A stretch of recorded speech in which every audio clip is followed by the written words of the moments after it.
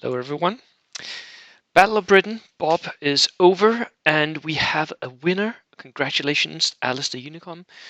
Um, I know he will be interviewed on the Juggernaut podcast about the event, and they'll give a review of everything. So go and listen to that. But I just wanted to show you all the results and the lists and that, and just go over the meta and go back and look at my predictions, how they sort of panned out um, for this Juggernaut event. So this is the result. Alistair Unicom wins by 22 primary points. He actually lost the final game to Richard, but Richard did not have enough points to catch up to him anyway. It was a narrow loss, I guess, which means that Richard takes second place and Alex Bonduck takes third. So that is the end results. Now I wanted to show you the lists for these three guys, just so you and I'll link to this as well. The Juggers have been kind enough to make statistics for the whole event, how it sort of panned out. One thing of note is that most people took two flamers. That was pretty normal, and there was a lot of people not taking multi launchers. Link to these statistics. I'll also link to the lists here. So we'll start with Alex, who came third. His list was this Chinese national list, guerrilla spam list. It had one, two, three guerrilla units, veterans, 8-man units, very good assault units, and then a lot of support, mortar support, flamethrowers as well, suicide anti-tankers, um, inexperienced jeeps for the flamethrowers, and BA-20 flamethrower. So that was it. 20 order dice, and it was a really good list. Congratulations, Alex, on coming third. That is a good showing for the Chinese. Then we had Richard, whom I also had said would end up top here.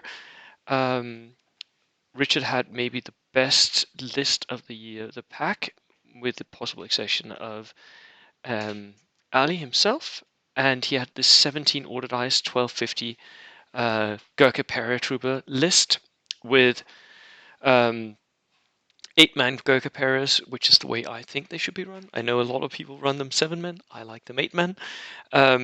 He had two of these in the first platoon. He had the Observer, he had mortar teams, flamethrowers, recce jeeps. Love my recce jeeps and stewards. And another two sections of Gurkhas here. These are 7-man units and an engineer unit and a Marmot Harriton and another Steward. So really a really strong list. This was for me a 4.5 or a 4, maybe even a 5. Um, it's a really really strong list that Richard brought, and he is a really good player on the English WTC team as well. Um, so a really good showing for Richard, and congratulations on winning the finals. And sorry about not taking the gold medal home.